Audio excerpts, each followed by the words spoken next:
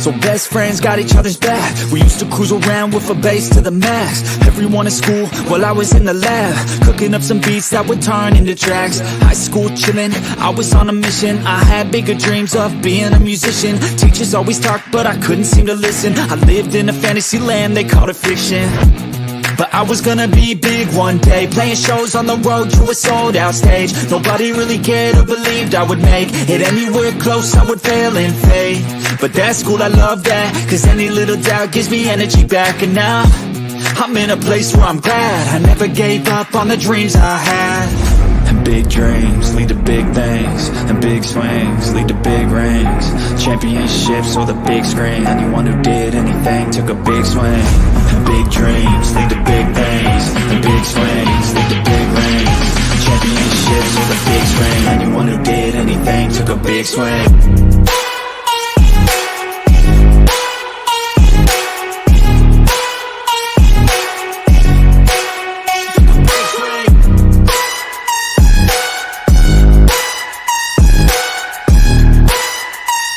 Yeah, let's go. So if you want something big, you gotta swing fast, swing hard and commit. You might miss 10 times, but when you hit, just make sure that you get all of it, okay? People at the top took risks. Investing and testing is all that they did. It's not complicated, it just takes grit. So never give up, take a swing at it. And big dreams lead to big things, and big swings lead to big rings. Championships or the big screen, anyone who did anything took a big swing. And big dreams lead to big things, and big swings lead to big rings. Championships or the big screen, anyone who did anything took a big swing.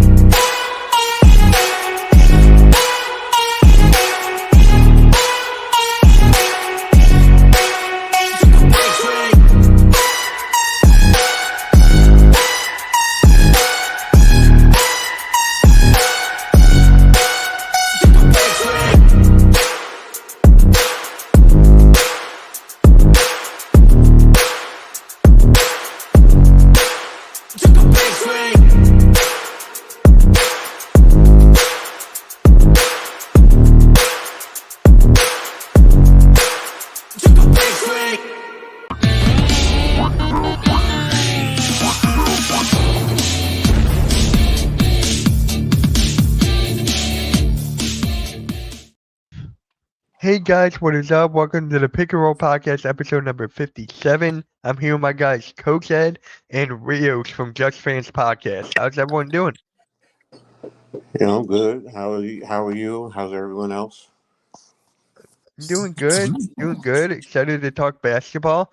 And you know what, Rios, since you're here, I got to talk about this, man. And that's Joel Embiid dropping 70 points on Victor Wembanyama. I had to start off with that, man. How do you feel about that? It brought joy to the soul.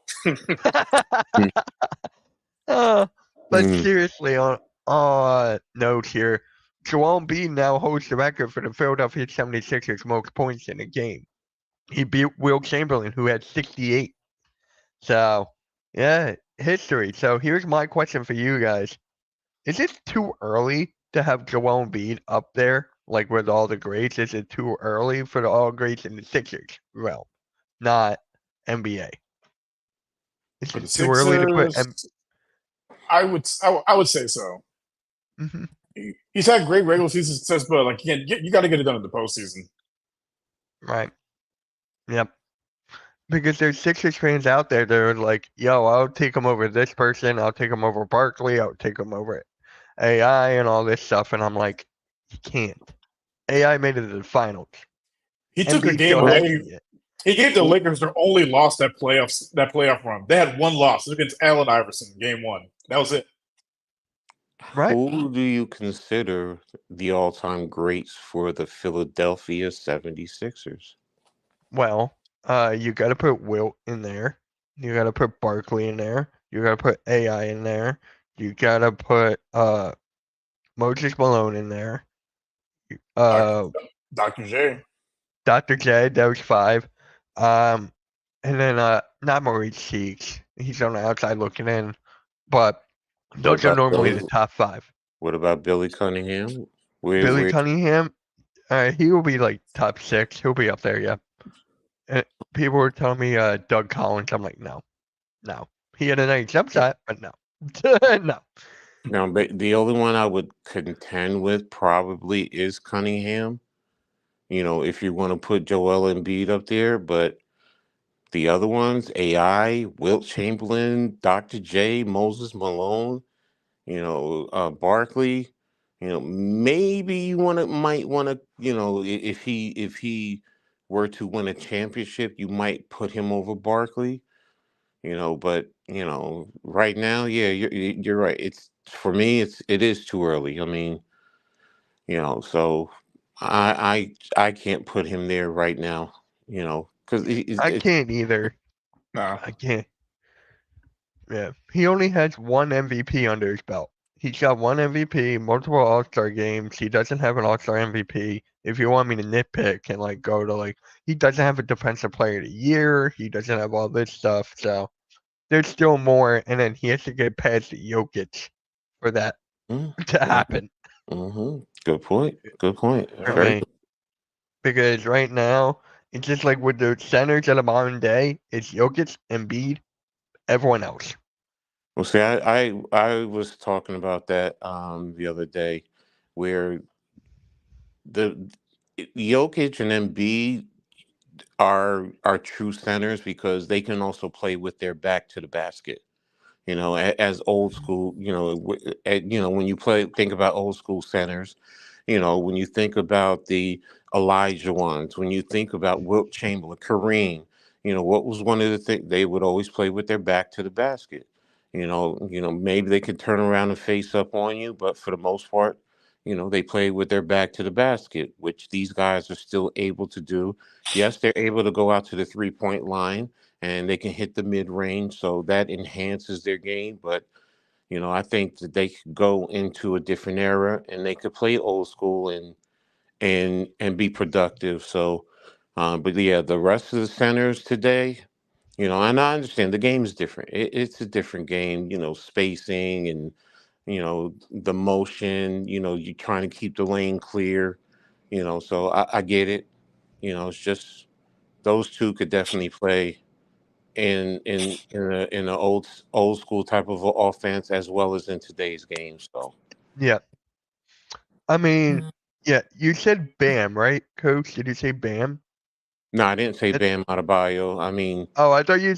Maybe I heard you say Bam on your no, other show. no. The did I? No, I don't. Cause I don't. Was it Bam or was it? It wasn't Karl Anthony Towns. I know that. No, it was Jokic No. and it was Embiid. Oh, And okay. I I'm thought you I'm said you looking. had Bam up there. No, Bam. I don't. Does he play with it? I don't consider him a back to the basket center. For me, it's like, oh, my bad. I thought you were just ranking centers. You would have Embiid and Jokic, and then you have Bam on the outside No. of those two. Well, Well, that's why I say when they back to could the play. basket. Post up. Yeah. Yeah. The post up back to the basket. Old school. Like Elijah Wan. You've seen what could do. With his back to the basket, he could turn around. He could take you. He could take you off the dribble. He was athletic. I mean Kareem. With his sky hook. I mean. So you go far back as Wilt. Wilt was just so damn tall and big. Back then. So guys today's they don't play with their back to the basket and they don't have moves. They don't have a specialized move, whether it's a jump hook or anything. In that regard. So it like I said, it's different. And more centers now want to be like Dirk was when he first started it, and you look at Kristaps Porzingis. They want to go out to the 3-point line and they want to shoot 3-pointers. So they don't want to, go down and play physically in the lane, because you're going to get pushed around. So, Yeah. I mean, look at Karl Anthony Towns. He had 62 points against the Hornets and 15 of those shots were threes, and he made 10 of them. And that's my point. And that's a guy who, back in the days, what would they do? They would put him down in the box, and the kids today, they're not trained that way to play, so Yep. Yeah, exactly right. Rio's. Oh, my bad. You're getting a drink. But yes, Daniel, you beat me right to my next topic, and that is Doc Rivers. Doc Rivers is the coach of the Milwaukee Bucks. How do you guys feel about that? And they let go Anderson Griffith. Rios, I'm going to start with you. Me and Mm. Coach talked about it before we started. Yeah. So I was reading the story earlier today that came out on Bleacher Report. So looks like he had told the guys that during the in-season tournament that they need to play harder, trying to rally them, and that was the breaking point apparently. I'm like, what the? So he's telling you guys to play harder. You guys, make sacrifices to, be winners, and they basically ran him off for Doc Rivers because that's the winning formula. Like it is the most bizarre thing I've seen this season so far. Yeah. Look, as I was telling Mitch earlier before we started, last night I had issues with it. I felt it was grimy. It's like you did some underhanded thing to get him out of here, and it made it seem perception wise like you went to Doc and said, hey, if we fire this guy, will you take the job? So, but then again, I was thinking, and I made a comment a few weeks ago, or a little over a month ago, in reference to Mike Tomlin. I said, well, if Mike Tomlin became available, I'd fire Dable in a heartbeat just to get him. So, and that's why I was just like, well, damn, that could be considered grimy. So that's the business. Now, Milwaukee's saying they made a mistake. Whether he's connecting or whatever, I look, if guys if guys are offended because a coach is trying to push you to play harder, even for the end season tournament, and you have an issue with that says a lot to me. So, but hey, Milwaukee, to give them this credit, they saw it was not going to work, and they cut it quickly before it spiraled out of control. So I mean, look, for Griffin's record, for his record, he was what, 30-13. I mean, that's that. There are not a lot of rookie coaches who are going to be winning like that. So now maybe another team, or maybe a younger team, will sign him and help, and they grow together. But it's obvious a veteran team like that, they just didn't want to play for. They didn't respect him. Because he's a young coach, and for whatever reason. So and I mean, I was watching. What was it? Stephen A. and Mike Mad Dog Russo today, and they were going in on that, and they were look, he's young, he didn't have the locker room, they cut it, and they brought in Doc Rivers. Now that's going to be left to debate, but they did make a great point. They said if Doc Rivers doesn't win a championship here, he's probably done in the NBA as a coach. Oh yeah. And what's funny to me is they're paying 3 coaches right now. They got 3 coaches on the payroll. I'm like, that just speaks volume about the mismanagement from up top. Like, how do you have 3 coaches on payroll and you just hired a 4th one? Exactly. It's crazy. Randy, how you doing, bro? Good, man. Good. You guys can hear me? Yeah, all loud and clear. How are you feeling, bro, man? Yeah, every day's a challenge, and just trying to eventually get back to normal. But it's going to be a bit, but appreciate you asking. So but we're good. But I'm here to talk some basketball, and I myself was also confused a little bit by the Adrian Griffin let go. 30-13 record, pretty darn good if you ask me for a coach.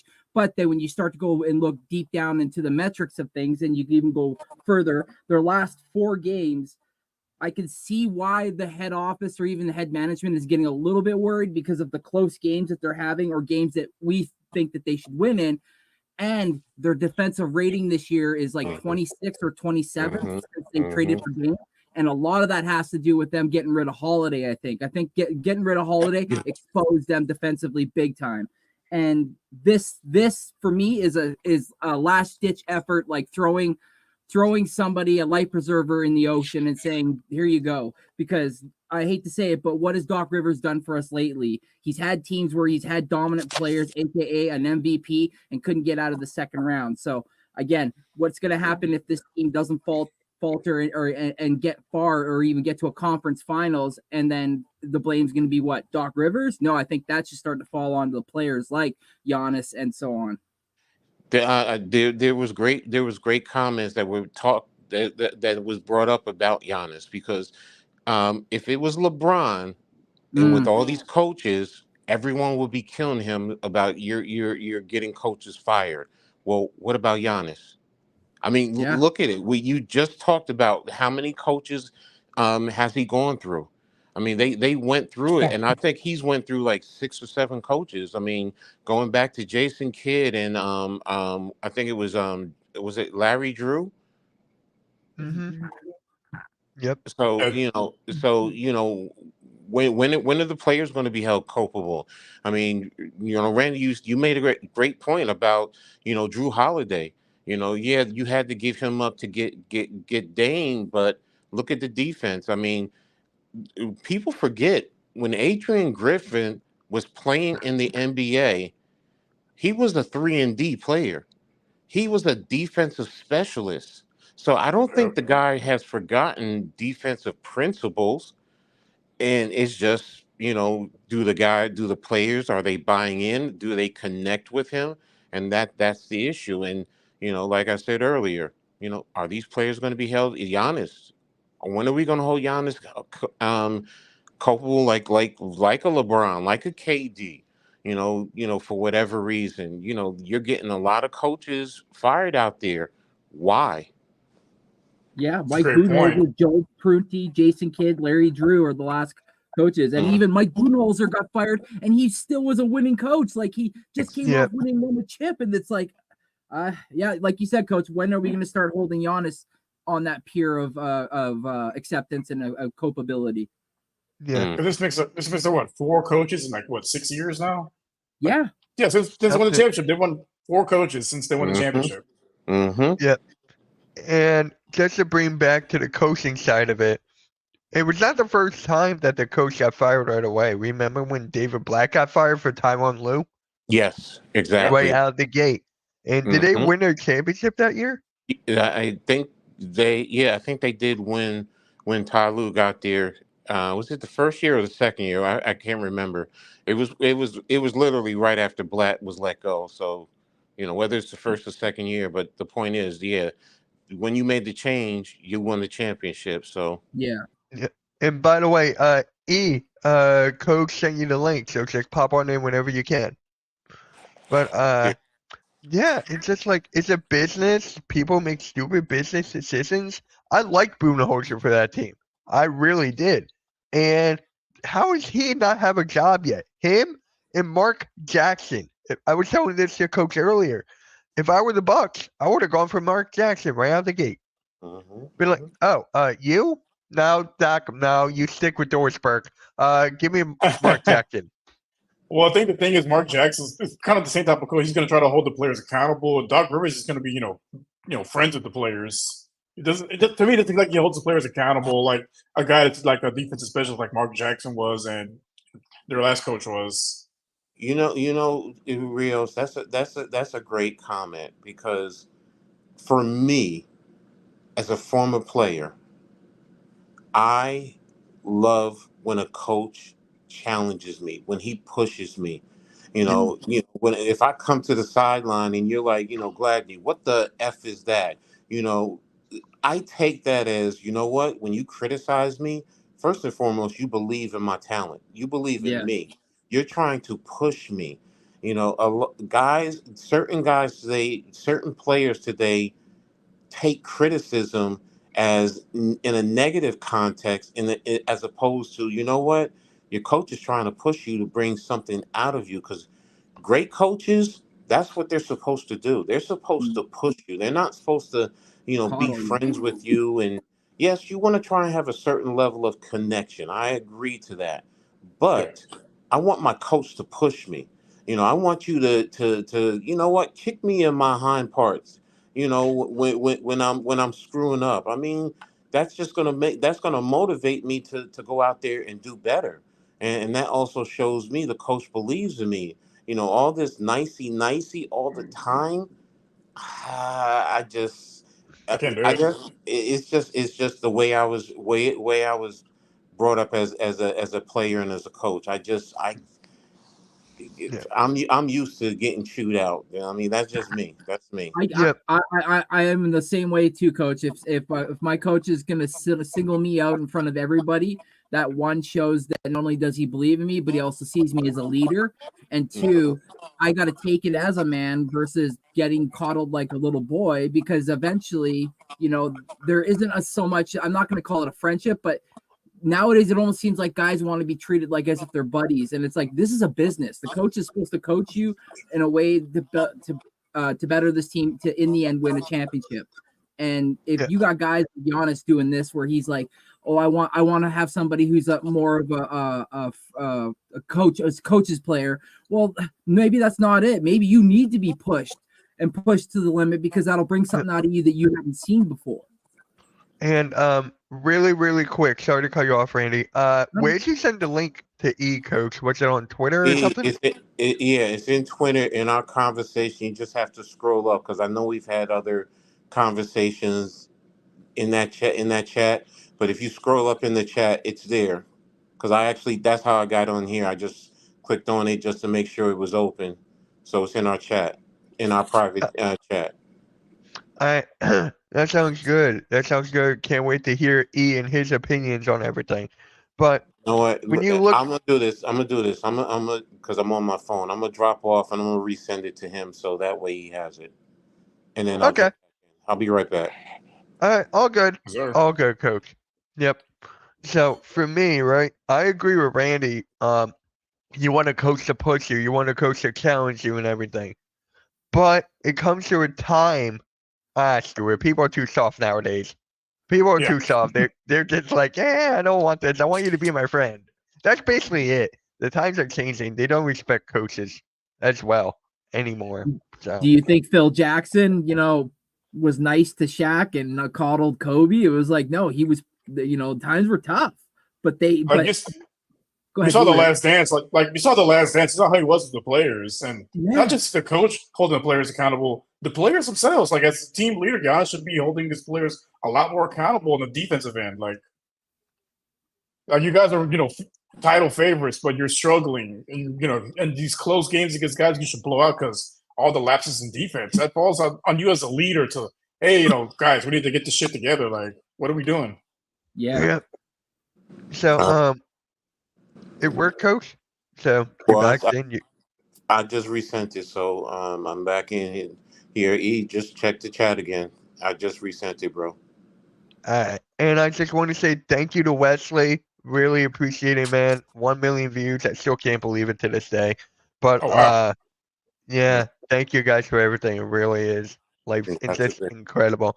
But Jason Kidd is a weird coach, and I agree with Arku on this one. I usually don't agree with Arku on anything, but I agree with him a little bit on this one. I don't know. He just didn't fit. How do you guys feel about Jason Kidd as a coach? I think he's a better assistant coach or like a coordinator versus a head coach. Head coach comes with a lot of different responsibilities. I don't think not everyone's meant to be a great head coach. He's one of those guys. He's better off as an assistant coach or coordinator, something like that. Yeah. Randy, how do you feel about Jason Kidd as a coach?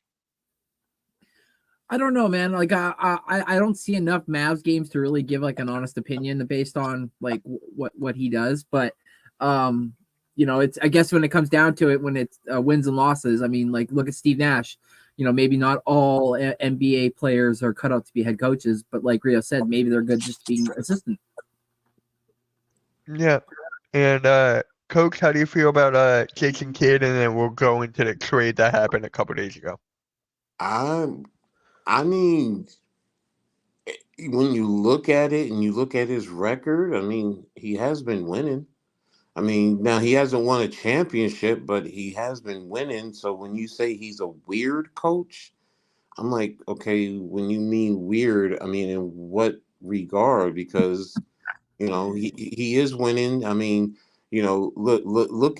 I mean, look at Luka's development under Jason Kidd. I mean, he has to help develop him into one of the elite players in the league. And you know, Giannis for everything that we I'm criticizing him on for. You know, Jason Kidd did start his development, and look at where he is as an elite player. So you know, that's why when you say weird, I mean, I guess I'm trying to understand what you mean by weird. You know, how is he weird in what regard? Yeah, it's a weird word. Weird is a weird word.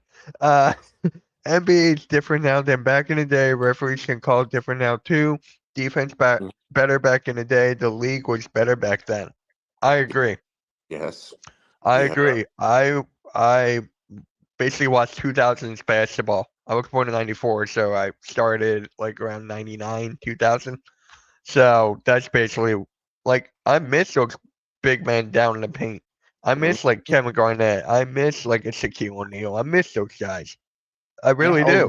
Exactly with E again. Hold yeah. on. Back. I was born in '84, so I grew up in the '80s and '90s basketball, and then early 2000s too. So I've seen the evolution from the '80s to the '90s to the 2000s to what we have today, and it's been a drastic change. Yeah. Yeah. Yeah. So Randy, God, you agree with this that basketball was better back in the day? Yeah, I was born in '86, so like Rios, like watching basketball in the '90s was so different from what it was in the 2000s to now what it is in 2024. It's kind of crazy to kind of see basketball revolutionized into a sense that like they were trying to push away the center, they're trying to get away from it, and now it's more prevalent than ever if you can shoot the three. and right. and right, yeah, and rebound really good too. So it's like it's weird, but like Rio said, it's fun to see where basketball was when we came in and where it now has ended up. I Yep. think now you have better athletes, but the skill level is kind of dropped off a little bit. Like just the basic fundamentals, and like some of the like coaches nowadays saying they're having to like reteach basic fundamentals that you would expect them to as professional athletes already have at this point in their careers. But no. So E, what's good, bro? Coach will be right back. Oh, there he is. Oh, Alright. all right. I was just checking for E. That's all. I'm sorry. Peace. What's going on, everybody, man? Thanks for letting me chime in today, fellas. Everybody, I Sir. hope everybody's having a good day. Coach, thank you for being persistent and bringing your brother on, man. So I just want to touch on the topic of coaches, right? I heard what you guys were talking about, and I think somebody made a very profound statement. I don't know who said it, but they said the type of coaches, right? So when I think about that, I want you guys to just come down memory lane with me for a second. What kind of coaches created dynasties and what kind of coaches created legacies? They're two different things. Mm-hmm. Mm-hmm. That's Yep. fair. That's fair. I mean, because if you talk about legacies, then you know, of course, we're talking about the Rileys, the Red Auerbachs, you know, guys of that ilk. You know, I mean, you're right. You know, because they did create a lot of legacy players. You know, Riley, of course, with the Lakers. I mean, you know, of course, what he did for Ewing, you know, as a Knicks fan, and then what he did down in Miami with Mourning and Dwayne Wade and those guys. So he has a lot of legacy players under his wings, and we could Red Auerbach. You know, you can hate the Celtics for all you want, but those Celtics teams back in the 50s and 60s, man, the talent that was there. You know, the Jones brothers. I mean, you know, Bill Russell.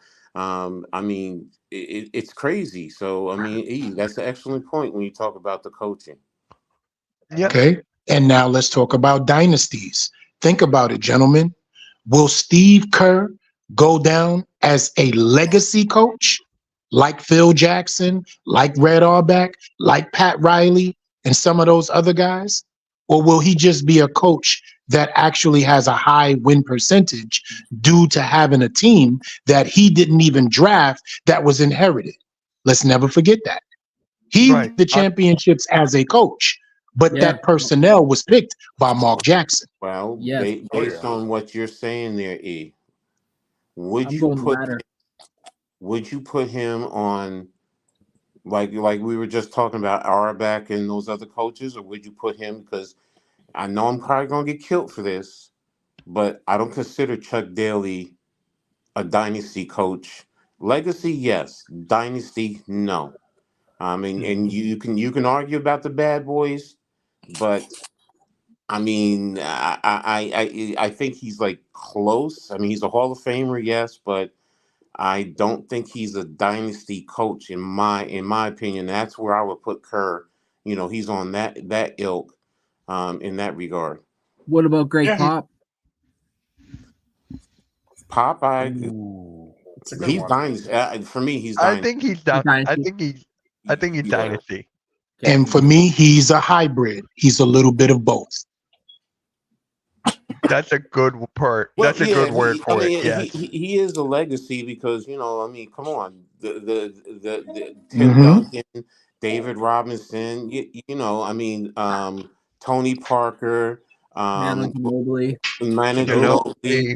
Ginobili. Do you consider Sean Elliott part of that group or Yeah, he even had Finney Smith on as part of the squad later on too. So Yeah. like they even brought in older dudes. So Mhm. So, And then here's another name. Rod. Eric Spoelstra. yeah, you know what? Eric- Wait a minute. Dynasty or I legacy? think he's a dynasty. I would not put him as a legacy. Well, legacy because he I would can call take- him.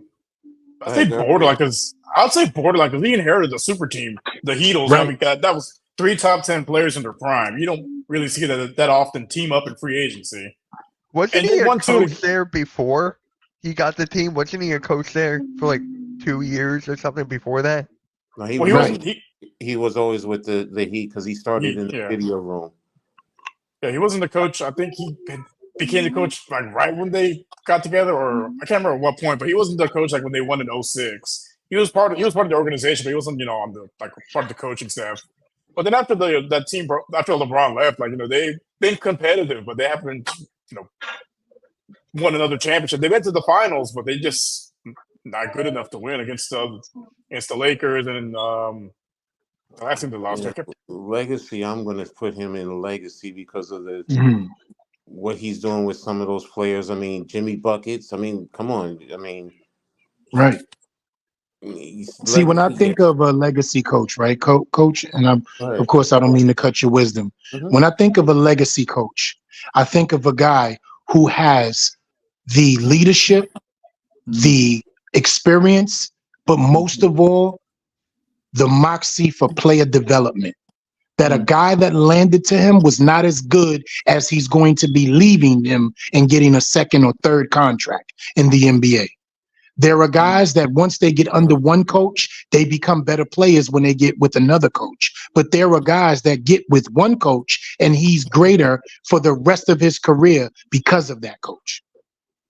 Eric Pat Spoelstra Riley? is not that to me. yeah, no, yeah, you're right there. Based on that That's a gr- definition, of course. I mean, I agree Man. with. That's a great point, man. So then he's neither I legacy try, or brother. dynasty. He can't be dynasty. I can't see him as dynasty though. I just And I would that's put him why in the I'll never same- see Steve Kerr as dynasty. I mean, Yeah. I'm sorry, legacy. That's why right there. Would you say Rick Alderman, even though he never won a ring? That's a good question. I mean, you could also say Larry Brown too. You could also Yeah, say those are- Larry Brown. Larry Those were Brown. great coaches. Yeah. Yeah, Larry Phil Brown was Jackson is good. All like right, go to Adelman. I mean, when he had, wasn't Drexler under him too? yes, Yes. I believe so. Yes. Drexler was under him. Terry Porter, Buck Williams was on. Well, Buck Williams was just he was good wherever he went. So he, Mhm. I mean, Yeah. And then Adelman went to the Kings, and didn't he have Chris Webber in that group with him when he was there Chris too? Webber. Yeah, he Divac. Jason Williams for the couple of years he was there. Lottie Then he inherited Divac. Mike Bibby. I love Mike Bibby. Oh my Yeah, god, that was like one of my favorite players growing up. Lenny You know Wilkins. That's I definitely throw Lenny Wilkins in there as legacy. 35 I'll seasons. definitely Yeah. in there as legacy. What about what's his name who was with Seattle when Sean Kemp was up there? Up there. And, Oh, George Carl. yeah, George George Karl. Carl is another one. Yeah. I like George Carl. Yes, for the Denver too. When he was with Denver and Mhm. Carmelo. Wow. Wow. Going down memory Right? lane. Yeah, we started looking back. You're like, That's, damn. That was that's what I before my asked you guys to time. do. I said, take That a was trip with me before- down memory lane. Yeah. that was before my No. time. You know what? I got an idea for next episode. QB Brown. If you're around for next week, we should rank like all these coaches, like put them in legacies and dynasties. Like legacy on one side, dynasty on the other, or hybrid in the middle. I got we a can- question for you guys, and I'm happy during him asking that. How do you guys feel about Doc Rivers? Ooh, Mitch, go ahead. You take the lead, Mitch. There it He is. left. The short He and left. easy said. I've never seen him move that fast. Thank God I got a headset. I can talk. But yeah, playoff choker. I know he got one ring, but anyone can get a ring with that team. You have Kevin Garnett, Paul Pierce, Ray Allen, and a young Rajon Rondo. What else has he done? He's like the Dallas Cowboys of the NBA. Yikes. Hey, That's fire. I mean, to be fair, yeah. I mean, he hasn't. I mean, what you call was talking about that. Now I'm going to say this. He said with the Clippers, yes, you can hold him accountable, Stephen A. But he actually said with Philadelphia, he's not. He's not putting that much on him because some of it is also on the players. The players have not produced as well. for So having Harden, I can see that. For having Harden, and that Ben was the Simmons. one Yeah. player that he brought up specifically. He said Harden. He said because Harden is balling with the Clippers now, and he said he literally quit on the Sixers. So it's like how can you penalize him for the I mean, you Sixers? could, 7 points in a game 7. and then you could talk about Ben Simmons, right? How he's Yeah. afraid to Mhm. shoot. Doc Rivers kept on backing him up. He didn't like criticize him at all. He was just like babying him. He was not telling him to go work on free throws or work on your shot or whatever. He was not. Well, So I'm it's going to just say like- that. I'm going to say this, Mitch, because you said work on your free throws. Why should your coach come to you to say work? That's just That's a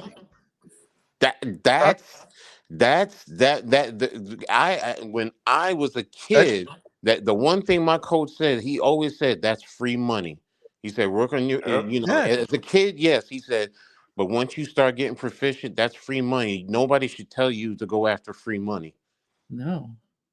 So you're talking to the Exactly. right person on that one. no, But, because my coaches are like, if you're shooting below 80% of your free throw, I'm like, what the hell are you doing out there? You don't need to be playing. You're below 80%. Like, we're middle school, high school kids. Like, but still, you shouldn't be under 80% because there's no one in front of you. There's no one in your way. It's just you in the basket.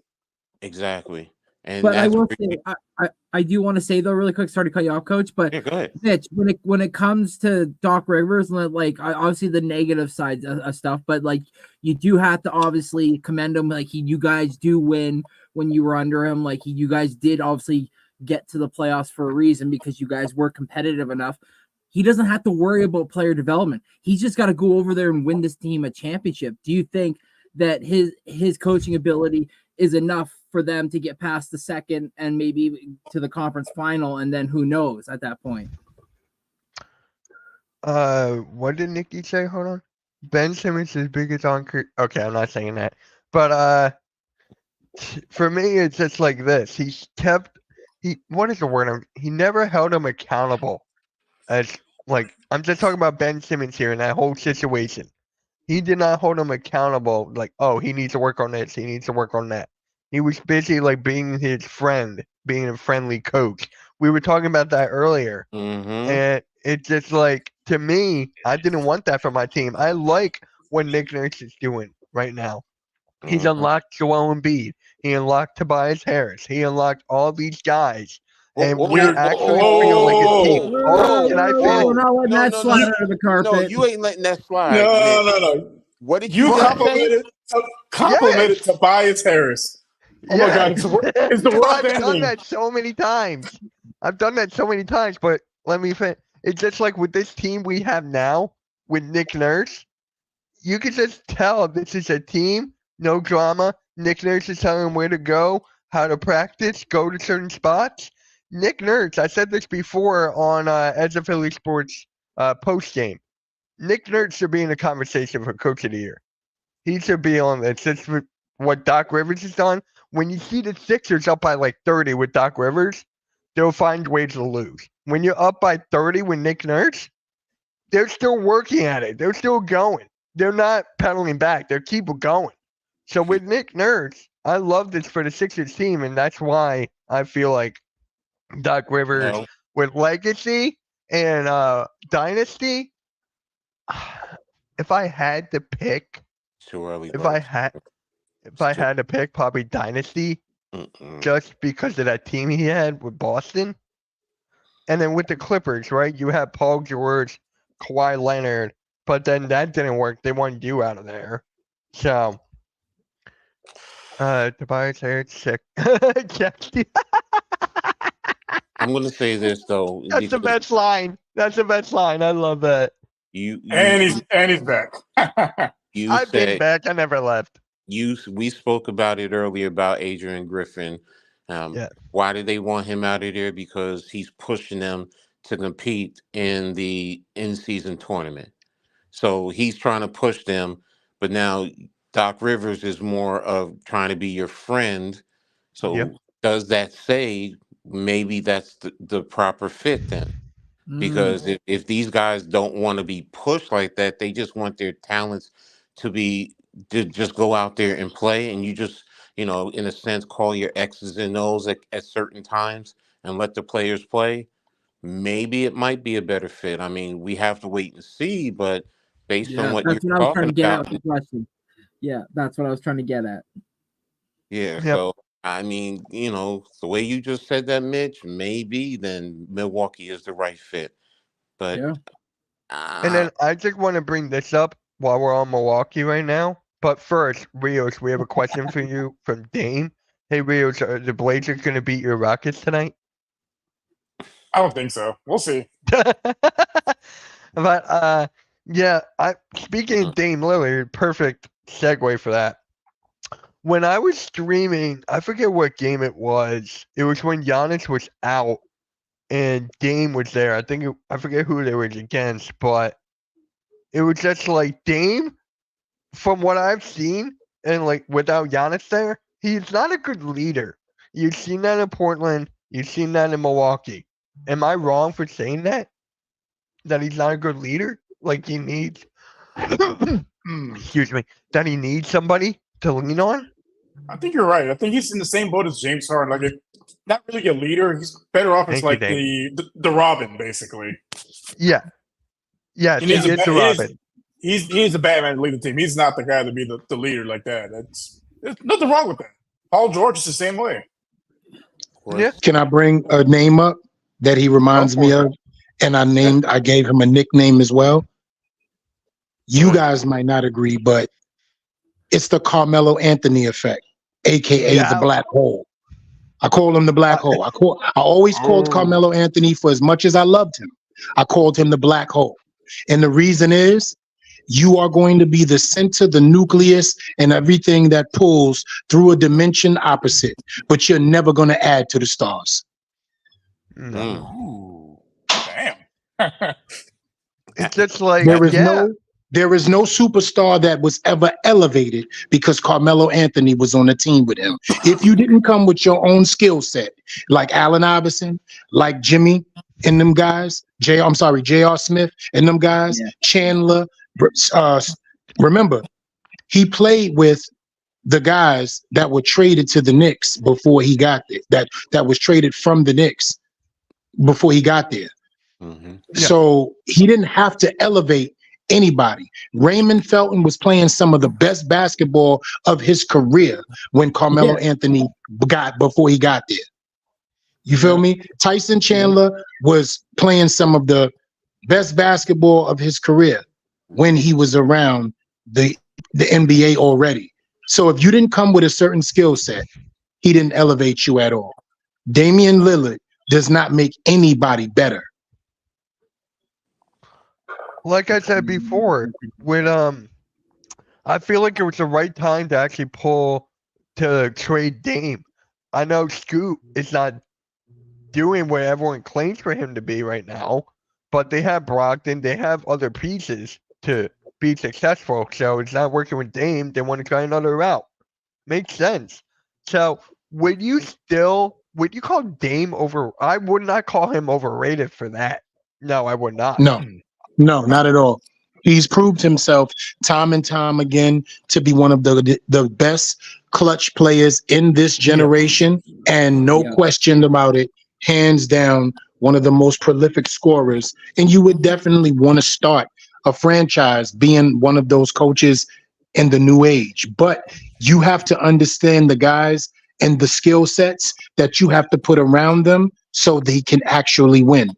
Or unless you just want a guy who looks good during the regular season but will lose in the second round because he put up a major performance in the first round. That takes a toll on superstars. That's why you need 2 or 3 of them these days. Yeah. And then Dame, obviously he disagrees. He is a Portland Trailblazers fan, so that makes sense. He actually passes the ball and draws so much attention to himself so to make others better. After watching him for so long, that's blasphemous take. I love the fact that response was that response, because I want that person to let me know what has Damian Lillard accomplished on a higher level in this league, and tell me the players that have accomplished that higher level, unless you're a super team, as some people, get mad at, right? So the question is, if Damian Lillard is that great, Giannis Antetokounmpo should just become greater. Am I right? Yeah, That's a great point. That's logical, and that's what you're saying is true, because if what he's saying, he or she, I'm sorry, don't know who it is. If what he is saying is true in terms of elevation, because I look at it like this: did he make CJ McCollum? Did he elevate CJ McCollum's game, or did CJ McCollum elevate his own game? CJ, to me, elevated his own game. Exactly. He could create his own shot. He could spot up. He can shoot off the dribble. He can finish in the lane. He created his own shot. And who else on that Portland team when he was there? Matter of fact, he was playing with Carmelo. Did he? And Carmelo was at the back end, but did he help elevate Carmelo's game? There was a point in time Carmelo just said, "No, just give me the ball," and he was playing his game the way he played it. Dame didn't do anything to enhance his game. I mean, who else on that Portland team did he help elevate their game? And LaMarcus Aldridge was himself before he got there. Yeah. Exactly. Yep. So yes, Dame may it penetrate and kick out to the open man. That's not elevating somebody's game. I mean, because to me that's standard throughout the whole league. Certain guards are going to penetrate. And if you're open, kick you the ball, you better hit that shot. Now. Yep.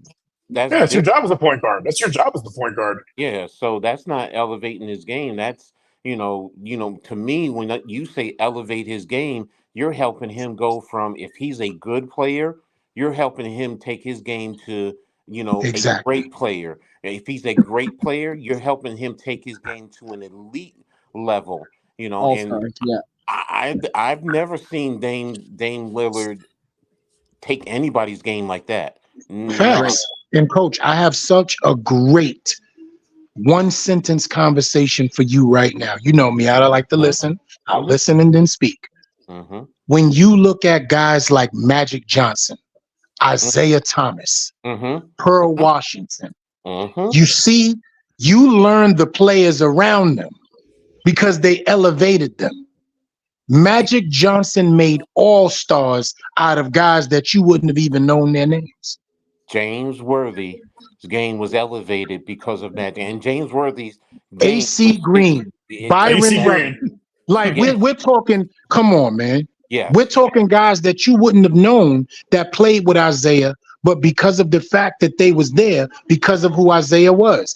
We talking Vinny Johnson, Joe Dumars. And what I mean by elevate game, and see, I hope people get a little deeper into this sports thing like I do. When I'm talking about elevate game, I'm talking about you got to go against me every day in practice. So when you face anybody else on the court, they don't mean nothing to you. Michael Yes, Jordan. Yeah, Jordan. but really, yep. What is up, Chad? What is up with everyone in the chat? Really appreciate everyone being here. I want to address this comment from Dame real quick. Coach Griffin is using Dame and Giannis terribly, which is okay. If Doc actually runs the pick and roll, it's all over. Here's my thing. Doc Rivers, he would use the pick and roll for Maxey and Embiid, and then he will go away from it. He will keep on going away from it. Let's say he does this with Giannis and Dame. Let's say he does it. He'll go away from it. He'll try to do something else. He'll have Brook Lopez taking the ball up and do other stuff.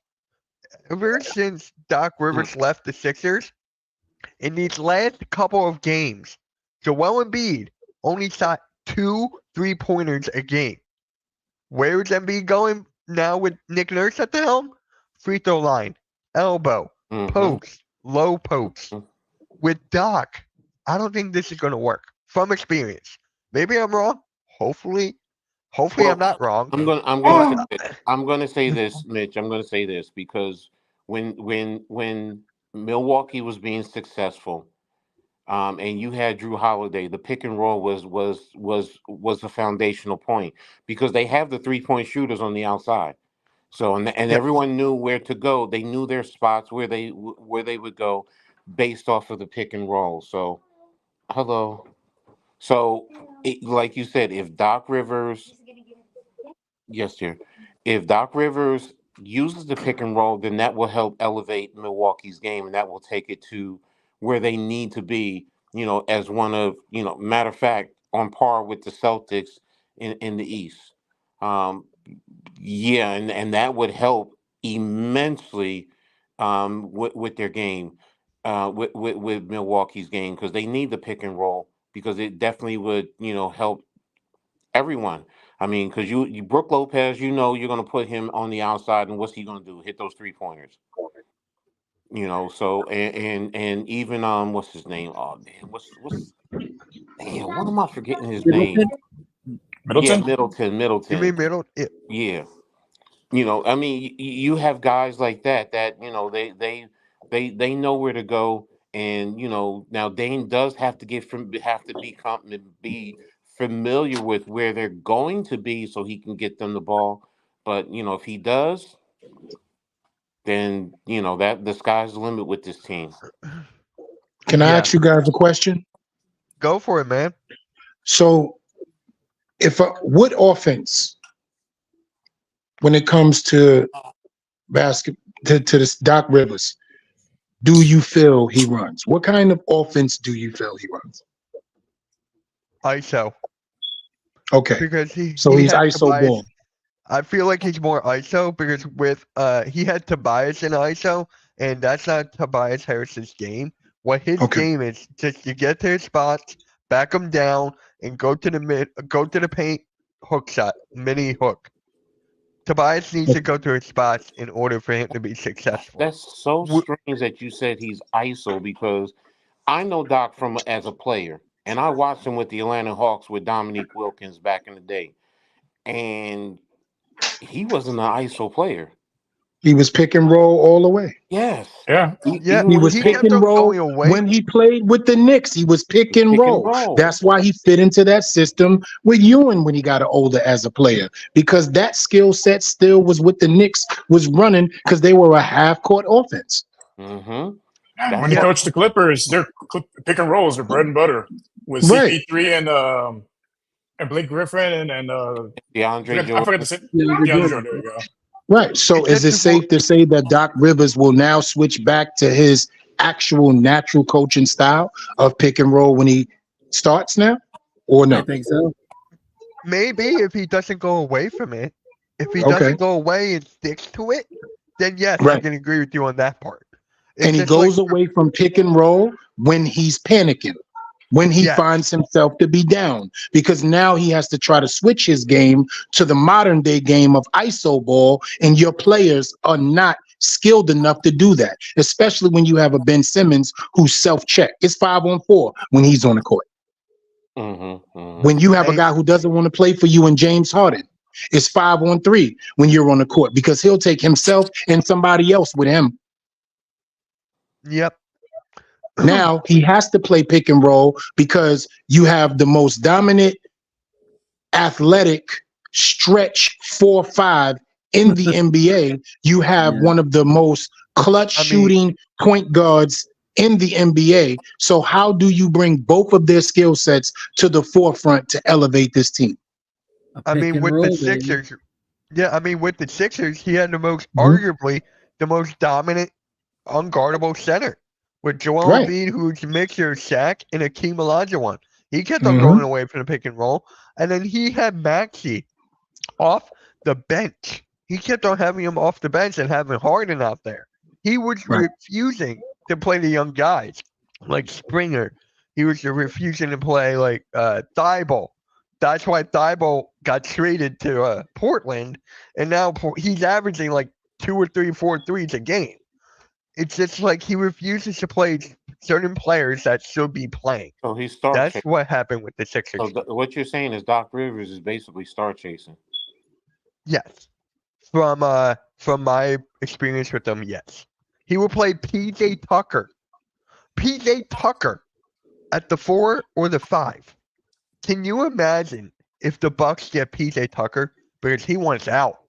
So if PJ Tucker goes to the Bucks, oh my god, that'll be hilarious. But does Please that do that. Milwaukee, please do that. wait a minute. Would PJ Tucker, because one thing you could say about him is he's probably better on the defensive end. So would he help a them dog. on the defensive side? He Defensive is but corner right. corner threes. He's when he's on it, he's on it with those corner threes. Yeah, When he's I on, mean, when he's on the Rios- Rockets, he was He was- deadly from those corner threes. But He was corner threes. Yep. Same with the But that's why- Raptors. now with- Same with the Raptors. It was corner 3 and down I low forgot D. he was on the Raptors. I forgot. So, Damn. yeah. But He's yeah, pretty much I doing just got it. everybody. Yeah. Now with PJ Tucker, he is upset that he's not getting much playing time. Well, if Isn't he like goes to the- 72? Yes, Yeah, exactly. he's like 39 or something. Yeah, like it's time to relax. Yeah. you have the best seat in the house. Just sit there, work on your shoe game, and collect the paycheck. Right. Bucks need defensive players. They do. But that They do need they defensive don't- players. Look at their team. Their team still has a foundation of defensive players. I mean, Giannis, you can't sit here and tell me he's not one of the elite defenders. I mean, even Brook Lopez, when he's down low, he's so big that he Yeah. intimidates you. Middleton is still a good wing defender. He might not be what he used to be, but he's still there. I mean, even Bobby Portis. I mean, he wasn't great defensively on the Knicks, but I've watched him, and he's bought into defense. He gets that- after it. So he He goes gets out after it. Correct. there. So Who's the point guard again? Now the issue is Dame. I will I'm sorry, the say shooting that. guard. The shooting guard isn't that Middleton? No, No, he's a No, three. he's 3. Isn't it Carter? Isn't it Pat Here, I'll Connaughton? look. Oh, I think Randy's right. Let me look. I think Randy's right with Connaughton. I think And it's they Pat want Connaughton. they want to trade him too. Yeah, Pat Connaughton and De'Aaron Nope. Payne. No, It's They have it's Malik Beasley. Okay. They have the pieces, but it's like what Coach Griffin was, trying to instill in them effort. They weren't putting forth the effort. The pieces are there. They just weren't putting forth the effort, and they don't like someone telling them to work harder, so they got rid of them. That guy's gonna be their buddy. We'll see how that works Yeah. out. So I mean, well, what's Doc Rivers' defensive philosophy then? I don't know. That's the whole point. I mean, Um, is he more? Is he more? Does he try to switch more, or do you stay with your man? Does he he mix it does up? not Does adjust. He did not adjust at all when he was with us.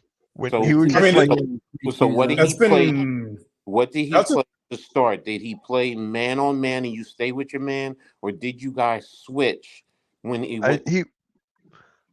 It would be different each game, but once he found something, he would not change, like at all. He would I'm not pretty sure you adjust on the guys floor. played a lot of man, but then It like was sometimes you mostly guys would man. do I'll agree with zone, you on that. but then you Oh, It was guys would mostly sometimes man. do zone. so He Uh, struggles. He struggles against teams that can shoot from the outside because he has this philosophy that I've watched even when he was with Philly of he starts to actually play defense after half court. And once a team is down, how many times did you see you how many games did you guys lose in the last 30 seconds over the last couple of seasons with Doc? a lot. Exactly. So therefore he's not pressing on the ball when it's first taken out of bounds. He's not full court pressing. So that means he's not man to man. Because once you full court press, you man to man. Mhm. So guess what? Now they're able to advance the ball, call a timeout, get into a half court offense. Guess what? Set up. We all know who's going to get the ball depending on where you at. He lost these type of games all the time to Golden State when he was with the Clippers.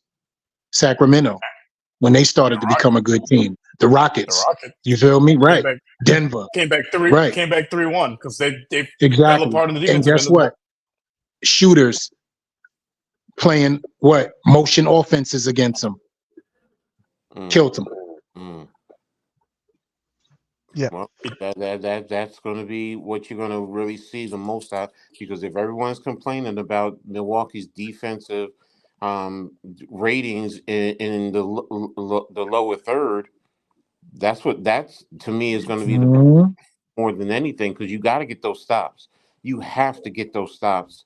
You know, it's you don't want to always get in a shootout going back and forth, especially come playoff time, because the other Yeah. team is going to play that defense, and you know if they can shut you down and they can go down and score on you, then you know it doesn't make sense when you look at that team. I'm for me when I look at Milwaukee, the first thing I think of is damn, they're pretty. They were elite when they had Drew Holiday Over. there, but now I'm like, okay, well they still have some good pieces to play defense. I understand Dame is not a good defender, but if he just funnels guys into the lane, who's he funneling them to? You know, The big Giannis boy. and Brooke Yeah. Lopez.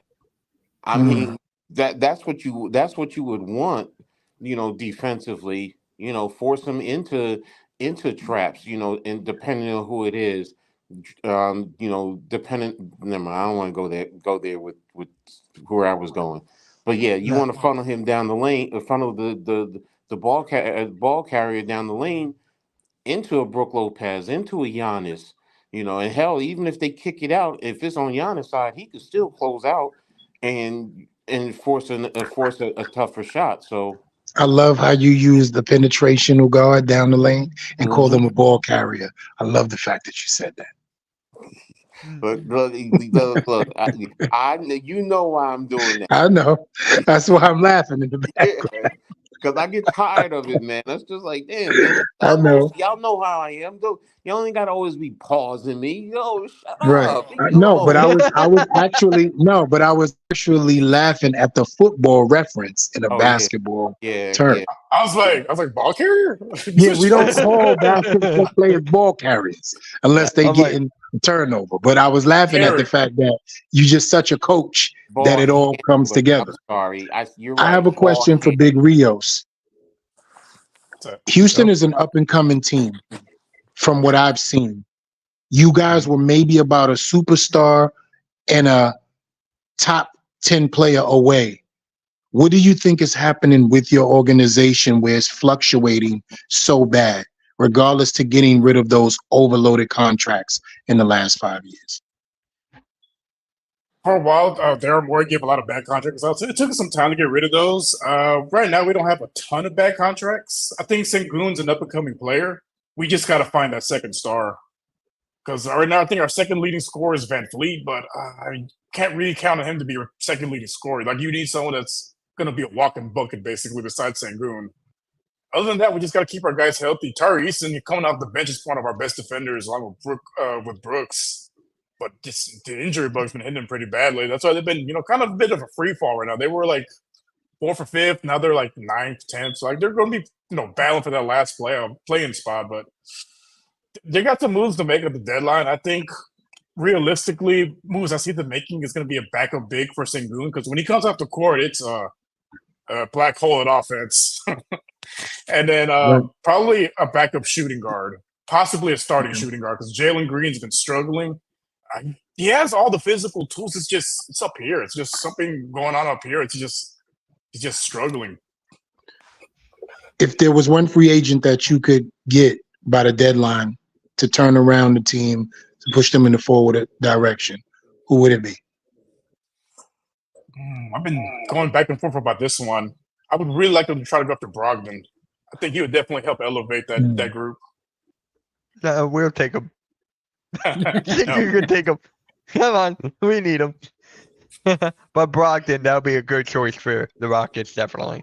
I love Brogdon, and people keep on telling me how he's injury prone and all this stuff, but he won Rookie of the Year. Like when he's healthy, I love his game. It's just like I said, the injuries, but that's one guy I like to see the Rockets see, because coming off the bench, being the starter, hey, he's gonna help this team win some games, because we're good defensively. It's just sometimes they have a trouble, shooting a beach ball into that basket, man. It's bad. I think two players that I think about that I think will become elevated stars in Houston. I think if you guys got Cam Thomas or Miles Bridges, because they have the experience as veterans already, although they've not been in the league too long, they've played around players who are absolute superstars, A-listers, so they understand the work ethic. I think those two type of players would turn your franchise up. Not around, but definitely up, as the young people say. I think that would be good for you guys, man. A scorer at will in Cam Thomas, and those guys can follow his lead, with a Brogdon being able to hold it down with him, and a St. August also, and also a guy like Miles Bridges, who's definitely unselfish, but can get it going in streaky ways at times. Okay, where's where's NYG? Because he's gonna be mad when he heard Cam Thomas. First of all, he can't talk to nobody because he just lost a game that was in hand to the Knicks. He's not allowed to. I know. I live streamed the game, bro. That was a good game for you guys, back and forth until the end. It was a very good game until the end. It's called Brunson. Yeah. Having a Brunson. Yep. Spongy, I've seen your comments. I'm not gonna. Apparently, the Eagles just hired Vic Fangio as the defensive coordinator. Apparently. What? So. Yeah. Apparently, the Eagles are getting Vic Fangio, but I'm gonna talk about that later, Spongy. This is a basketball podcast, so I'll talk about that later. So. Yeah. But really quick, before we end this, we gotta talk about the trade that just happened a couple days ago, and that was Terry Rozier getting traded to Miami for Kyle Lowry and a first-round pick. Man, I told you earlier, man. I was just like, damn, they got him for that. I mean, I know teams around the league were like, damn, we should have tried. I'm gonna be honest. I'm like, damn, the Knicks. I mean, that could have been Fournier in a first-round draft pick, right? I mean, I'm sorry. I'm like, and Rozier is what? He's 27. He's averaging 24 a game. Yeah. Now I gotta ask you a question, Coach. Yeah. Because this is important when we talk about our team, right? We gotta ask these important questions. Will a Terry Rozier be who he is in a Tibbs system? There you go. That's my answer right there. Look, here's the first thing. Can Rozier play defense? If you're telling me he can play defense and he's playing on that second unit, then I'm not gonna say 24, but is he gonna give me 20, 19 to 21? Yeah, I think Nice. he can. Yeah. Yeah, I think he could. I Now, won't. I'm not questioning his scoring prowess and his heart. I'm questioning his psychological attributes in certain moments. And we have a old school coach who licks the little bit of hairs across his scalp every game, right? Who is just, you know what happens when you go back and forth with him. You know what happens. yeah, no, I get you, and he's Right. definitely. Oh, you got to mentally be tough to handle. You got to be tough with him. And Terry Rozier, obviously, that was one of the reasons why he got taken away from Boston, is because of his attitude. But Attitude now, reflect leadership. but how long ago was that in Boston? Is it a 4 possibility he's years? mature? Was that 4 years ago? So is it a possibility he has matured? Oh, he has no choice So in New York. but again, he's in Miami, so I was just saying, look, if you A could have lot got more him for laid that, back, right? A lot more laid back. yeah, no, I get it. I'm just saying, still, could you have at least tried if that's what it was for the Knicks? So, look, the Knicks ain't Yeah. going to get that. So, Miami, great job. Mhm. Now how is he going to Easy fit as down always. there? I don't know. I don't know. I'm just going to watch and see. Spoelstra gives his guys free reign, ISO ball all the way. The only person that gets plays drawn up for them, and that's even an ISO situation, is buckets. Remember, they are a 3-point barrage, and if they get a chance to inside scoring with a couple of guys, but overall, he lets them dudes run across the floor wildly, man. That's why Hero is who he is. Good And point. actually, I just found this on Twitter by NBA Central. Shaq states he would rather play with Damian Lillard than Steph Curry during a clutch situation because he believes Lillard is a better standstill shooter. I'll give him that. I give him can see that. that. I I'll give him- mean, yeah, I'll give him- Damon's one of the best clutch shooters we've seen in our lifetime, really. Facts. That's actually a hot take, and I agree with Shaq on that. I really do. That was a good one. Yeah, And I agree. we got a question from Brooklyn. What is up, Joker? How's it going, man? I got a question. If you were to draft one pick, who would you pick and why? As far as As far as Is this what? all What? time? like Is it all time or the if it's all 2024 time? I'm going draft, Michael Jordan. Well, y'all can do that. If it's all time, I'm taking Magic. I'm sorry, that's me. I know that. If I- you were the Lakers, would you trade D'Angelo Russell? That's a good one. Well, If you want DeJounte Murray, then yes. well, it depends on what you're getting back, but yeah, I mean, Well, it depends on who LeBron wants.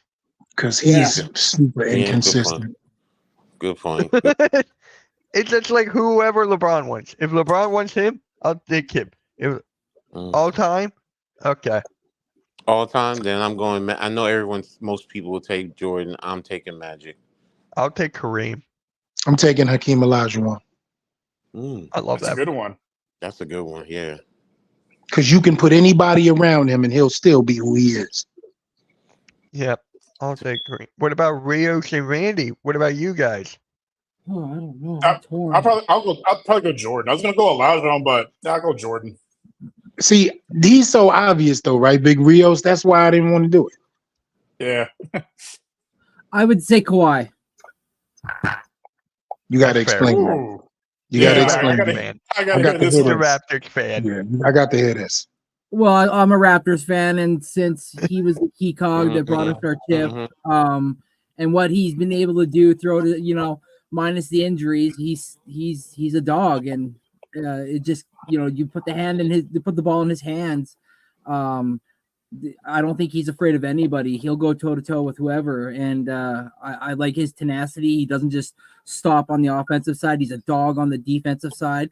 He gets after it, whether he's getting the board or whether he's just trying to lock somebody down. So for me, it's got to be Kawhi. I would have agreed with you, right? if Kevin Durant was in those finals. Yeah, but Kevin Durant had to jump ship to Curry, Clay. He proven right now he can't go anywhere without them. Kawhi can go without those guys. in 1 Proven year. without him, with the guys he's been with, right? Let me ask a question. I don't know if it's going to be great, but how many great players has Kawhi Leonard played with since leaving Toronto? Like, I would like to know that from you guys. Like, well, how do you guys rate this Clippers team? 10 years ago, they've been a super team, but now, like, they've underachieved big time. This season, they're playing pretty well. I think it was real big of Westbrook, being mad enough to take a spot on the bench versus, trying to fight for that starting spot. And that they've been clicking pretty well. James Harden's having a career resurgence. Who saw that coming? And by the way, the Raptors won with that Kawhi lucky bounce. I still gotta say that. That's one of the best shots I've ever seen. I was like, there's no way that goes in. I'm like, oh. And as a Raptors fan, I wanted to take MJ, but I didn't want to be with the norm, so I took Kawhi. Kawhi did play with Duncan. Like, that was a young Kawhi. That was a very young Kawhi with Tim Duncan, Ginobili. Yeah, Parker. he was young, and those guys were at the tail ends of their careers by the time he was getting. And gentlemen, now you see what I mean about legacy coaches. Look who his coach was. Look what he's went on to do. Ginobili, Parker, Robinson, Duncan. Look at all the guys that came out of that Spurs system that went on to be great players, Hall of Fame careers, and just contribute to teams all across the NBA. What's the kid that went to the Raptors? I always forget his name for some reason. He's in DeMar DeRozan. Yeah, DeRozan. Yeah. Look at these guys. I don't consider. Patty Mills. DeRozan could be a toss-up. DeRozan is a step up for me. He's a step up above Bruce Bowen. He's way more offensive than Bruce Bowen. That's why I'm saying he's a step up. Bruce Bowen is better defensively. Yeah, but in this new NBA, we all know the new NBA. Yes, the new NBA. I'm just looking across the full spectrum. That's why I say he's a step up above Bruce Bowen. Because Bruce Bowen, he'll lock you down. Bruce Bowen was kind of, I would say he's that 3-and-D type of a guy. But, and Bruce Bowen he could go at 1 through 4, depending on who it is. And I'm not saying DeMar DeRozan can't defend, but he's didn't Murray come from the Spurs? DeJounte came from the Spurs, right? DeJounte came from the Spurs. Okay, let's talk about it then, since we're gonna sit here and talk about it, right? DeJounte came from the Spurs.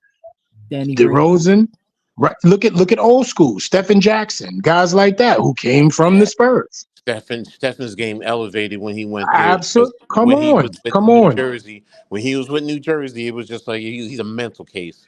But then and Indianapolis, when with the whole so Dallas in the Dallas. Then Pop got a hold of him. Then what? Yeah, you're right. Right.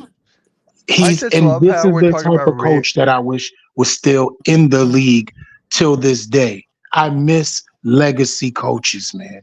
I miss it. Good point. Yeah. And I love how we're just talking about Rio Sports Team Possible, and he's just sitting here. I just love that.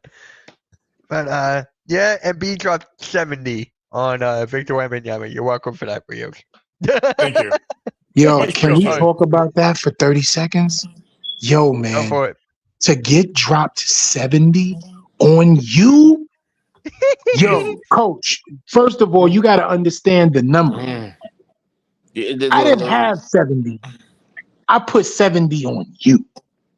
Yeah, nah, because I just Oh my God. look. I just when you start talking about that, I'm looking at Kobe and Wilt. That's all I can think of. You Mm. know, but it just Please don't remind me. Please don't remind me that 81 was against the Raptors. Please, it's I get well, reminded. Damn. look.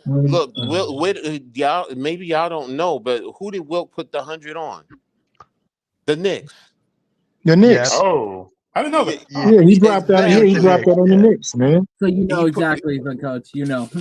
Yeah, so it's like but I get it. I get it with Embiid. It's a lot. Kudos to him. Hell, I remember when Melo did what he do? What he put up 60 what 62. 62 exactly. So it's not a big thing. I mean, Michael, I think the most he put up was what 61 against Boston. Was it 61 against Boston in the playoffs? 63. Oh, It was 63. 63. No, Yeah. no, I think regular season was 69. Mitch's favorite number. Yeah, that's not my favorite number, damn it. It's 3. Oh, he put up 6. All right, I thought it was 63. I thought it was 63 against Boston. No, Okay, that was his career high, but against Boston, he did 63 in the playoffs as a Yeah, it sophomore. yeah. was 63 in the playoffs. Okay, so all right. Still, it's Hey, wait a minute. David Robinson, he did what 71. 71, 71. yeah. Yeah. So you'll always have them throughout the course, but on average, that's why 40. It starts to pushing it. When you get to 50, it's like okay, really, they're really pushing it. But 30, 35, pushing 40 is like all right, that's almost normal. It's not a big issue. See, but what means more than anything in the world, coach, and I know the panel will agree to this, is when you do it in a meaningful situation. True. 71 was because he was force fed the ball Yeah. because they wanted him to win the scoring title. That's a sucker Okay. move to me. Last night, when Yambe understands now what his whole life means in front of him, he was given a master class on what to do for the rest of his life. Yep. He can watch that film every day of his life and say, I need to be that. And he'll never fail himself. Well, I mean, if he's really the talent that everyone talks about, like you just said, that's something that you just gonna sit there and watch over and over and over until you get sick of it, and then you gonna go out there because I expect him. I expect him to say, "You put 70 on me, I want 75 minimum." Fact. I don't know what I got to do, but I'm going to get with every NBA great that I can think about that still has some type of class over the summer, some type of skill, whatever I need to do.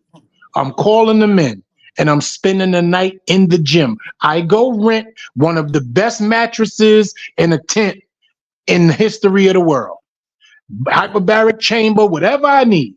And I put it in the corner of a gymnasium and I do not leave the gymnasium for 30 days. Hakeem Olajuwon walks in there, David Robinson walks in there, Tim Duncan walks in there, and I keep a picture of Joel Embiid on every basket. I lose my mind to the fact that this happened to me because this is going to show me who he is. If he takes that lightly, I will lose all the respect in the world from him. But because he's under pot, he's going to get it right. Mm-hmm. Good point. Excellent Yeah. point. It is. 70? I would have laughed if like somebody would have caught something like Pop walking over and kind of greasing Embiid after being like, "Thanks, the kid needed that." Almost like Facts. You know what? I can You see know what, Pop Brett doing Brown? that, honestly. You know what Joel Embiid said to Brett Brown after the game? He was like, I know how to pass now. After the game. Mm. He was like, hey, I know how to pass now. What was the final score? It was a close game, actually. It was a surprising. very, very close game. Yeah. Here, I gotta pull it up. I don't remember exactly. Damn. See what I mean, coach? A close game when one man has 70. Well, I mean, Mitch brought light to my attention. Cat had 62 the same night, but then Anthony lost. Anthony lost Edwards to the had Hornets. 9 points in that game. And Anthony Edwards had 9 points when Cat had 62. That tells me all I need to know. And It was people talking 133 to 123. Yep. Oh, it's not as close as you think. That's Yeah. like 10 I points. mean, if one guy's scoring 7, that's a little too close for my comfort. A fact. One man with 70, that means the Yeah. rest of the team only scored 63 points. 63 Yeah. points, right? Yeah. Yeah. Yep. You got So 10 I guys. had 70, but the rest of everybody had 63. My other 10 teammates 60 points combined. Like, come on, man, y'all need to step it up. Hey, it is what it is. I'm glad that we Yeah. won, and we're not Karl Anthony Towns that lost to the Hornets. Mm-hmm. That's a fact. Mm-hmm. And then Kevin Durant dropped like what 45 points, and he had a game winner. And then did you see him in the press conference after in the post game? Yeah. They were like, Embiid scored 70. He was like 70. Mhm. He's like, holy. I'm like, but hey, I just want to say thank you to everybody for tuning in for episode number 57. A great you. conversation about the coaches, the dynasty away. legacies. 12 away, Appreciate that, Mitch. E. 12 away, Mitch. Thank you guys my for even God. allowing me to be a part of everything, man. I really, really appreciate it. Whenever I get a chance and get the time, thank you for the therapy, because most people don't understand sports is therapy for some of us. But thank you guys for putting this together, man, and having me on, man. I'm so humbly thankful. Thank you, brothers. Always. Oh, we love, course, we love having man. y'all. We love having y'all, man. It's awesome Yeah. conversation, bro. Yeah. E, DM me on Twitter. DM me on Twitter so I can just send you the link whenever you want. No problem at all, man. You guys can Yeah, also for- catch us on the Shakedown Monday, Wednesdays, and Fridays on the Shakedown Media Network. Like and subscribe. We talk all Giants, but we bring up an array of topics on the NFL period, man. So you guys can come through, have some fun. I'll send you the link. You can always join in, and we love to just have guests on. Coach is always on. NYG is always on. Big Pat. These guys come through all the time. So that's where you can find me. Yes, sir. Yep. And actually, real quick, halftime's gonna kill me for saying this, but I don't know if you guys saw in the group chat. He said Zion Williamson or the Spurs need Zion Williamson, and I'm like, what? Greg Popovich I mean, great for Zion. will tear him apart It would not work. It- I don't it- think it will because work. one, his work ethic, two, his effort on the defensive end. Greg Popovich will go crazy. Mm-mm. Coach, You know you what? okay? You know, no. E, I'm sorry, I disagree with you because think about Okay. it. Why was Zion so great in college? Because he played for one of the best coaches ever. Because Coach K really pushed him. He needs that type of a coach. So what happened to him, coach, when he hit the NBA? Besides injury. Number one, I'm happened? going to be honest with you. He's in the wrong environment. Being in New Orleans. I mean, that's a food, party man. town. That's a party town. And then you got See? great food down But there. that's what bothers me right But there. you also That's don't have, he food. doesn't have a stable support system Yeah, around no him. stability. That coaching stability in Yeah. college isn't there. See? Yeah. And that's sad right there because you come from one of the greatest coaching Yes. minds, right? To Mhm. go and elevate you to get to the next level, and then you have no sustainability when you get there. No, I agree with you, but he was also 19 years old. That to me is, you know what? You're still finding yourself. That's when you're really in college. You're partying, doing all the wild things. That's why it's like, for me, it's a debate. I understand about young kids coming and having the right, but then again, it's like, you know what? Maybe they need a minor league system so they can develop and not only their game, but mentally and socially. But that's what the G League is for, though, right? And that's my point. That's where some of these guys, I don't care if they're number one overall. You need to send them there maybe for a year to develop because they need development. And you would be in college getting that development. We dealt with years of kids going 4 years, and you came in as a grown man, so you were That's a able to handle it. Now, that's why if he could go with Pop, I think that would be a great fit. But that's the really- thing that's what brings us back, right, Coach? To legacy coaches. See, Yes. we have to understand, we grew up in an era where there was 10 to 12 legacy coaches, 5 to 6 in each conference. Yes. And they all respected each other because Yes. they knew what they were facing every night. When Yes. Pat Riley was going against a Red Auerbach, a Chuck Daly was facing like you respected the coaching and then the players. Yes. The announcers, I don't know if you guys watch old school NBA in the 80s and the 90s. The Mhm. announcers Yes, would sir. talk about the coaches facing each other I and would then shoot, the I would shoot players. around. Yeah. It was a chess. They would be like, It was well, a we chess got a match. classic matchup tonight. Exactly. Yeah. No, Chuck you're right. Daly and Red Auerbach square off like they was on the court. Yes, I agree Yeah. with you. I agree with you, bro. It's not like that now. It's a No, different it's not. era. So it's which I understand. It's about we know the players are the one. They're the product. They go out there. They perform. That's why the Mhm. fans want to see. That's why the TV cameras are there. But you still need the development. You still need the coaches because they don't just arbitrarily go out there and play. That's why you have coaches because it's not. Yeah. I'm sorry. No, What's you're good. No, you're good. As soon as you're done, I'll go. No, that's why you don't have the old school, back in the day, the old player coaches anymore. Like what Bill Russell was back in the 50s. You could do that back then. You can't do that now. You can't. You need the coaches to set up your game plan to develop your skills and so on and so forth. The kids they're not built for this. And I don't care what sport it is. They're not built to self develop themselves. They just Can I aren't. say something to you, coach? And I promise you, Yeah, I go will ahead. You not got it. make this a conversation because I know my brother wants to close out. Do you know a big reason for why young men don't develop as players psychologically and it translates physically? And I Oh mean no disrespect about what I'm about to say.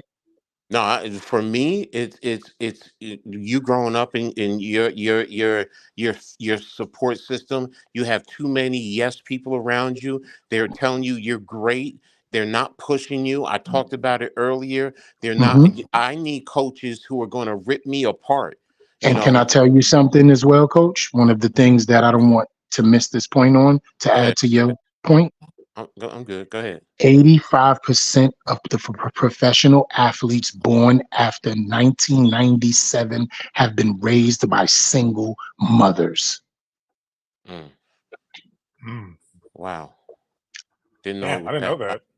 Yeah, I didn't know it was I If that. you mean, think of all the football players, they run right to their mothers and give them the ball for the touchdown. If you think about the NBA players, they run right to the crowd and go to their mothers. Has anybody seen LeBron James' father? No, you're right. And I will say you're 100% right, which is, now we're going into a different subject. That's So why I said I I promise I'm not going to do it, I'm but just I'll going to talk put it about it like another this. time. I'm just going to put it like this. I was a single dad. My father was, when my parents separated, we went and lived with my dad. When my dad and my grandmother separated, he stayed with my grandfather. That's just how we are raised in our family. Exactly. And I was I only saying that to talk about the emotional yes. No. intelligence of a man. When you look at these young players, they're emotionally unintelligent that they will get coaches fired because coaches are that much of men. That's why guys like Tom Coughlin and Popovich are on their way out. And then you got these coaches that are the ages of some of the players that they coach. You ever know? Look at the wave. 36-year-old coach, 35-year-old coach, because the culture has changed. Mm. Me and my coach can sit down and listen to rap music together in a car and get driven to a bar and actually have a beer together. Not when I was growing up. My coach let me know dead serious. I'm not your friend. I'm not your brother. I'm definitely not your father. And every other time you leave him, I will act like that, and that's it. And you know what my dad was about? Thank you for being a man, because my son will become a better man because of the man that you are. Great Yep. point. Phenomenal Great point. point. I Facts, love man. that point. Facts. I love that point. But Great way to close out yep. the show. Great way to close out right now, and Thank you. great episode for 57. And Randy, did you have something? I said thanks, E. Yeah. Okay. Yo, man, like I said, I'm just humbly thankful to join you guys, man. Coach is my big brother, and you the family now, man. So even if I know you guys may not know this, but even when I'm not on the panel, I'm watching. That's how come you guys be like, oh, E, join next week. I'm a fan. Thank you guys, man. We appreciate you, man. Yeah, Appreciate- we appreciate you. So on that note, guys, please make sure you hit that like, subscribe on everyone's channel, and we'll catch you all next week. And have a good one, guys. We'll catch you later, and peace.